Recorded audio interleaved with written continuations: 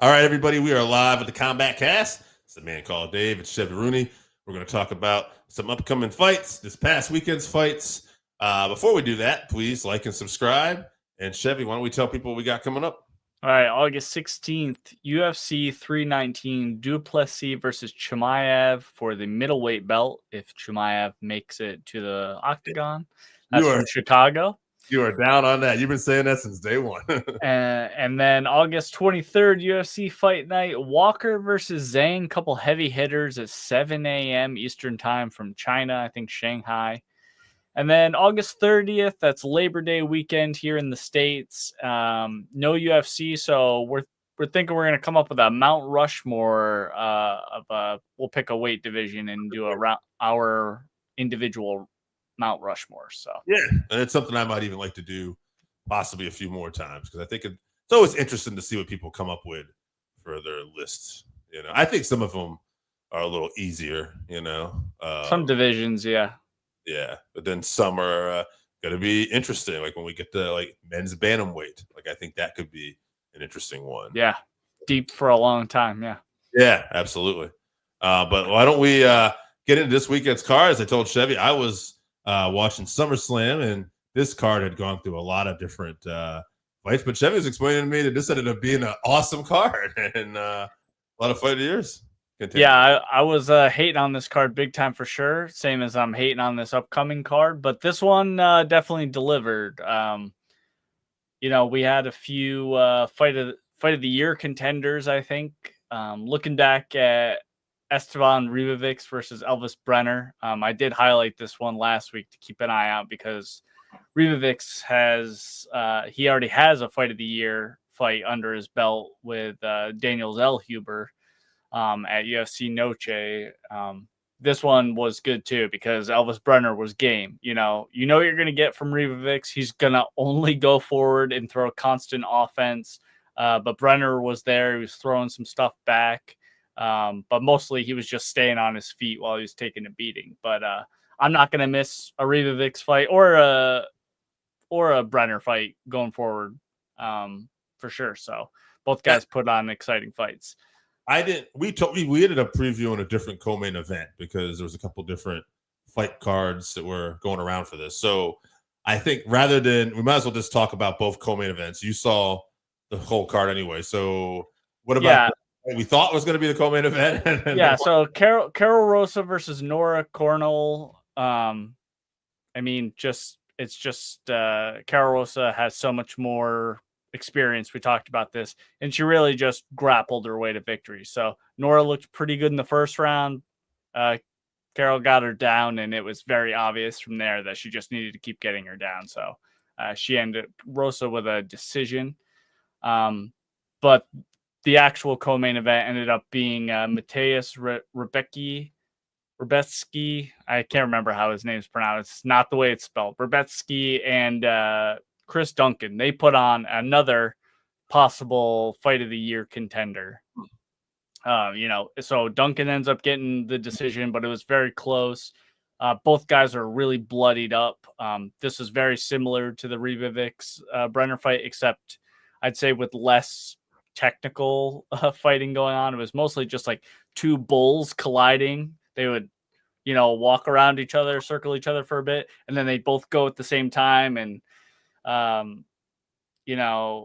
Duncan landed this really vicious elbow that ended up putting a really bad cut on Mateus early on in the fight. And then Duncan's face ended up getting all cut. Both his eyes were bleeding and stuff. But it was a great fight. There's not a lot going on for them in the division matchup wise. The commentary team was trying to make it out like these are a couple of young up and comers, but they're not. They're mature at this point for sure. Yeah. And lightweight's a very deep division, as we know. But yeah, absolutely. 14-2 for Chris Duncan right now, though. So he's got a good record and he's moving up, and he survived a dogfight. So hopefully he'll go on to do some good things. Yeah, he's definitely a very tough guy. All right, and then the main event obviously was supposed to be Tatsuro Taira versus Amir Albazi. Albazi had to pull out. Late notice replacement Hung Sung Park who was, I believe, 10-0. Yes. And like all finishes or something like that. All finishes in the UFC for sure. So he looked pretty good. Park looked pretty good early in the first, but similar to that Caro Rosa fight, Tyra got him down and clear path to victory from there. So, I've been singing Tetsuro Taira's praises for a while now. He called for a title shot. Unfortunately, the division is a little bit weak, a little thin, so it's possible he gets a title shot. But I ideally would like to see him to fight a couple more times. He's still very young. He's only 25, still has some stuff to learn before he fights. We know there's a big age or a big skill gap between like the top 3 or 4 guys and everyone else. I'd like to see him keep working his way up. I'd like to see them remake the fight with Abazi just to see. They're next to each other in the rankings when I last looked, so why not give it a shot and see how he does there? And if he can get the win, then you're looking at it. I mean, his one loss was to, I believe, Brandon Royval, which he just kind of gassed out. Royval's a top level guy. So right, that upper flyweight division guys where, like you said, there's a big skill difference. But hey, ended up being a great card. So I guess that's why you never know, right? That's why you tune into some of these fight nights and see what's going to happen. Right. But let's see if they can be 2 in a row as Dolidze versus Hernandez are going to main event this weekend's fight night card. Any fights on this card that also got your attention? Nothing super exciting, but I'm a degenerate and I'm gonna watch them. So the ones I'll keep an eye out for: Eryk Anders is a name everyone knows. He's fighting Christian Leroy Duncan, who is a very dangerous guy, who maybe not everyone knows about, but I expect him to put Eryk Anders to sleep probably. Duncans do we have in the UFC? Yeah, I know, right? A couple both UK guys. I mean, one's from England, one's from Scotland, but yeah. Andre Fili is fighting Christian Rodriguez. That's good matchmaking. And then Iasmin Lucindo, who I'm very high on, is fighting Angela Hill. Is that the co-main event? That's what I had. I might have looked at the wrong card again, too. No, that's not the co-main event. This one got moved around too because Albazi pulled out of the last card. So Hyung Sung Park was supposed to be the co-main with Steve Erceg, I believe, on this. So this fight has changed a few times as well. Co-main is now Ode Osbourne and Steve Erceg. Okay. All right. Well, which don't feel bad about not getting that right because it's also not right on the UFC website still. So nobody runs their website worse than the UFC. So I will still preview this as we go here. Steve Erceg is interesting because he's 12-4, and you said this is a bantamweight fight. So he was fighting at flyweight. Yeah, well, both guys are flyweights. So I think this is to bantamweight because it's short notice, and Ode probably couldn't make the weight. So I think they probably just agreed to do bantamweight.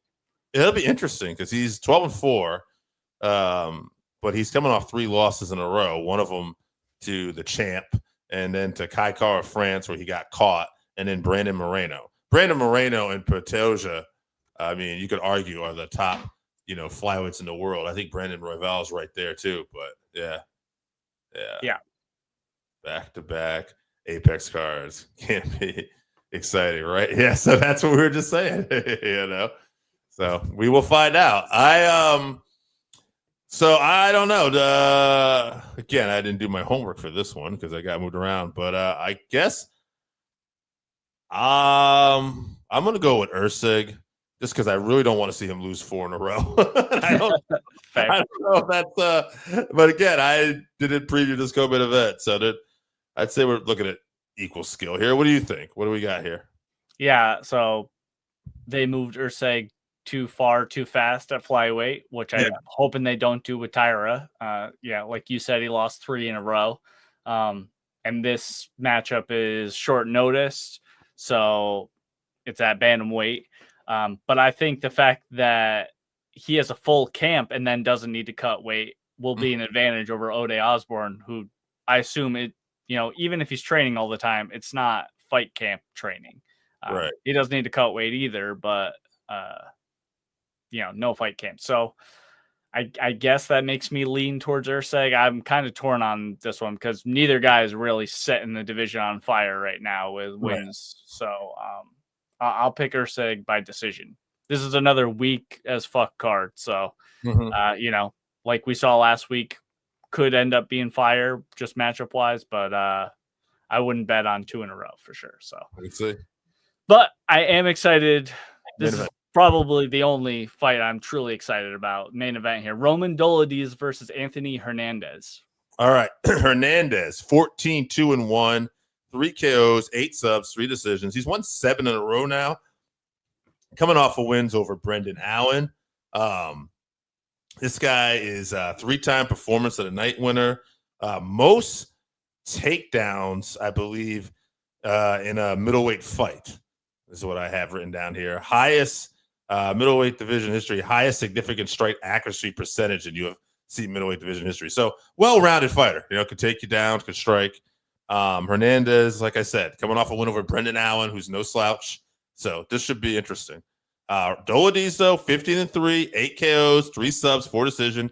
He's won 3 in a row. Wins coming over Marvin Vettori, Kevin Holland, Anthony Smith, Performance of the Night 3 times. So this should be fun. I like Hernandez, I'm going to say here. Hernandez, we're going 5 rounds. I'll say we'll get a late finish. Hernandez, round 4, sub. Yeah, like I said, only truly exciting matchup on the card. This is UFC's turning into boxing here, but Dolidze has been impressive, but Fluffy's also been impressive, and he's been finishing the much tougher opponents. So I think I'm with you. So obviously strongest attributes lay in the grappling game. So Dolidze pretty tough to take down. Yes. But I think that Hernandez is so good, he could catch him, jump on his back in the clinch or catch him in some sort of scramble. And, he's just relentless with the takedown. So I have to go with Fluffy as well. So I'm going to say round 3 sub. I think he just puts a pace on him. That's what I'm thinking. He'll put a pace on him, and I think he'll catch him in 4. You got 3, and I think Showbiz Stories. Fluffy is something special, man. Middleweight Marab. I think he's thinking the same thing. We're all thinking the same, or she is. I don't know what Showbiz Stories is. No assuming anyone's gender, Dave. I'm not sure at all. But anyway, I think we're all in agreement. So we'll see what happens this weekend, though. See if Dolidze proves us all wrong. Why don't we tell people we got coming up, Chevy, one more time? All right, August 16th, UFC 319, Duplessis versus Chimaev right now. We'll see. That's from Chicago. And then August 23rd, UFC Fight Night, Walker versus Zhang. I assume someone's getting knocked out, probably Johnny Walker in anime style. That's 7 a.m. from China. And then August 30th, here in the States, is Labor Day weekend. So the UFC is taking the week off. So we're going to put some new segment together, Mount Rushmore of one of these weight divisions. All right. And guys, enjoy the fights this week. Dolidze, Hernandez. Let's see if we get it right. Thanks for tuning in.